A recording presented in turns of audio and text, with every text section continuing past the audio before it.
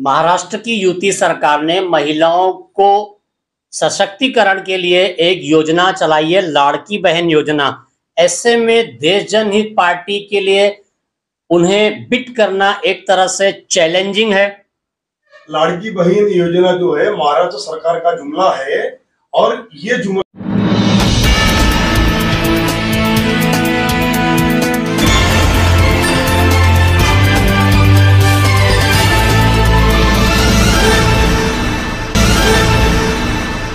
होता है।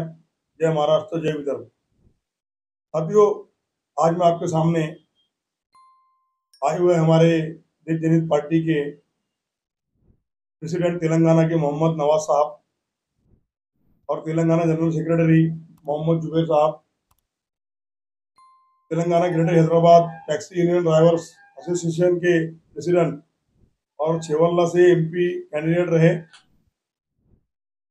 मोहम्मद शकील साहब, और सैयद सईमुद्दीन तेलंगाना ऑटो यूनियन के president, Syed Yusuf auto union general secretary Telangana, और देश जनहित पार्टी के ऑल इंडिया इंचार्ज मोहम्मद ताज।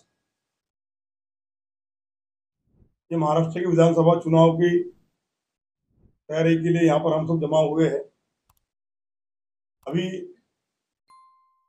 हम देश जनहित पार्टी के माध्यम से पूरे महाराष्ट्र में 210 सीटों पर उम्मीदवारी उतारने जा रहे हैं।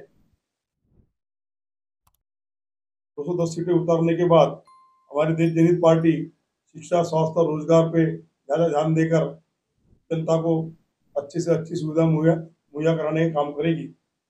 और मैं सभी जनता से अपील करता हूँ कि इस बार देश जनहित पार्टी का साथ दें और देश जनहित पार्टी को भारी बहुमत से विजयी बनाए। अस्सलाम वालेकुम, आदाब, जय हिंद। मैं मोहम्मद नवाज, तेलंगाना स्टेट प्रेसिडेंट, और आप तमाम मीडिया का मैं खैर मकदम करता हूँ कि हमें आज यहाँ पर बोलने का मौका दिया गया है। और अरविंद बालू मिश्रम साहब जो नेशनल प्रेसिडेंट है, उनका भी मैं तहे दिल से शुक्रिया अदा करता हूँ।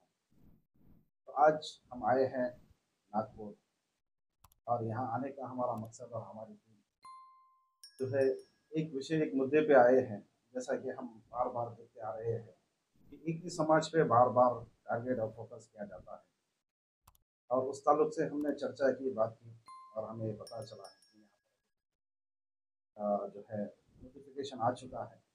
तो इसलिए मैं तमाम जनता से, यहाँ की महाराष्ट्र की जितने भी हमारी पर्सन है, जितने भी हम मुस्लिम और हमारे जितने भी हमारे कास्ट के, उनसे मैं यही गुजारिश करूंगा कि इस बार आप जाग जाइए और होशियार हो जाइए, और जितना हो सके उतना देश जनहित पार्टी को सपोर्ट करिए और उनके कैंडिडेट को भारी बहुमत से जिताने की पूरी कोशिश करिए, ताकि आपके बीच में यहाँ पर अगर आपके लिए आके लड़ने के लिए कोई तैयार है तो देश जनहित पार्टी। तो जब बहरहाल हमारे पास टाइम कम होने की वजह से मैं दूसरे टॉपिक पे बात करना, जिस तरीके से मैंने कहा था कि लॉरेंस प्रश्न है जिसको कहते हैं, जिसके ताल्लुक से कि कौन है ये, मिनिस्टर है या सीएम है या पीएम, कुछ भी नहीं है, लेकिन इसके बावजूद भी कुछ मीडिया वाले उसको इतना बड़ा चढ़ाकर इस तरीके से बताते हैं, यहाँ तक कि पुलिस कस्टडी मांगती है, फिर भी उसको कस्टडी नहीं दिया जाता है। तो सिर्फ एक ही टारगेट लगा कि उनके ऊपर ये कहा जाता है कि पशु पक्षु जितने भी है, तो ये सारे केसेस क्या पहली बार हुए हैं, क्या इससे पहले नहीं हुए? हजारों की तादाद में 1,49,000 या 39,000 ऐसे जो है जिसके बारे में कहते हैं कि उनके जिसको मानते हैं उन लोगों की हत्या है। ये एक जो है ना, अगर मैं तो यही कहना चाहूँगा कि हमारे तमाम जितने भी भाई है जाग जाइए, होशियार हो जाइए, और ऐसे समाज को जितने भी कैंडिडेट हमारे उतरेंगे उनको यहाँ पर भारी बहुमत से जिताएं, और जितना भी हो सके। बस यही कहना चाहूँगा कि अभी हमारे वक्त बहुत कम होने की वजह से मैं इस टॉपिक को किसी टॉपिक पे आने की कोशिश करूँगा कि लॉरेंस मिशनरी जो है इसके खिलाफ सख्त से सख्त कार्रवाई होनी चाहिए, और हमारे जितने भी कैंडिडेट यहाँ उतरेंगे, हमारे मुस्लिम समाज और हमारे जितने भी कैंडिडेट है उनको सपोर्ट करें और उनको भारी बहुमत से जिताने की कोशिश करें। आगे हमारे महायुति और महाविकास आघाड़ी इस वक्त दो जनता के सामने में पार्टियां हैं। ऐसे में देश जनहित पार्टी को अगर कोई संगठन या पार्टी गठबंधन के लिए ऑफर करती है तो आपका क्या मत रहेगा? देश जनहित पार्टी गठबंधन अगर करती है, वैसे हमारे गठबंधन की बात चल रही है। अभी 1-2 दिन में हम हमारे प्रेस रिलीज जारी करेंगे और विदर्भ की 62 सीटों के लिए हमारे गठबंधन की बात चल रही है। उसके लिए हम आने वाले समय में 1-2 दिन में हम प्रेस रिलीज करेंगे। देश जनहित पार्टी एक धर्म निरपेक्ष पार्टी के रूप में जनता के सामने आ रही है। ऐसे में महिलाओं के ऊपर बढ़ते अत्याचार या महिलाओं के हो रहे मानसिक और शारीरिक शोषण पर देश जनहित पार्टी का क्या स्टैंड है? देश जनहित पार्टी के उम्मीदवार अगर भारी बहुमत से जीत कर आते हैं, अगर देश जनहित पार्टी कोई गठबंधन के साथ में मिलकर यदि सरकार बनाती है, तो हम सबसे पहले महिला की सुरक्षा और हमारी माता बहनों को सुरक्षित करने का काम पहले करेंगे और जितना भी महाराष्ट्र में पूरे गुनहगारी को खत्म करने का काम हम करेंगे।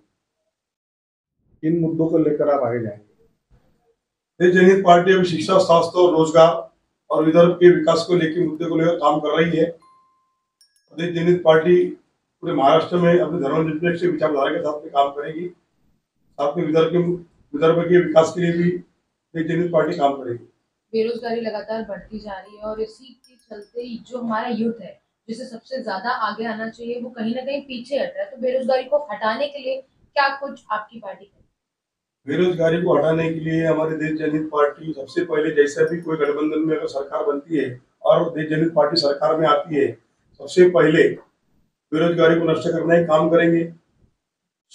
शिक्षा के लिए सबसे अच्छे स्कूल कॉलेज बनाएंगे और बेरोजगार ना हो उसके लिए इंडस्ट्री में सबसे ज्यादा महाराष्ट्र के हमारे लोग जो है, महाराष्ट्र के युवा साथी काम करेंगे और बाहर के जितने भी होंगे जो मजदूर बाहर से आके काम करवाते हैं, उन मजदूरों को शिकंजा कसने का काम हम करेंगे और महाराष्ट्र के युवाओं को सबसे ज्यादा रोजगार प्रदान देने का काम करेंगे। विदर्भ में कितने सीटों पर आप लड़ने वाले? विदर्भ की पूरी 62 सीटों पर हम लोग लड़ेंगे। महाराष्ट्र की युति सरकार ने महिलाओं को सशक्तिकरण के लिए एक योजना चलाई है, लाड़की बहन योजना। ऐसे में देश जनहित पार्टी के लिए उन्हें बिट करना एक तरह से चैलेंजिंग है। लाड़की बहन योजना जो है महाराष्ट्र सरकार का जुमला है और ये जुमला पूरी बखूबी हमारी महाराष्ट्र की माता बहनें जानती है। उनको मालूम है 2024 के विधानसभा चुनाव के इलेक्शन है और ये इलेक्शन के दौरान ये चाहते हैं कि महिलाओं का झुकाव भारतीय जनता पार्टी की ओर जाए और भारतीय जनता पार्टी को वोट करे।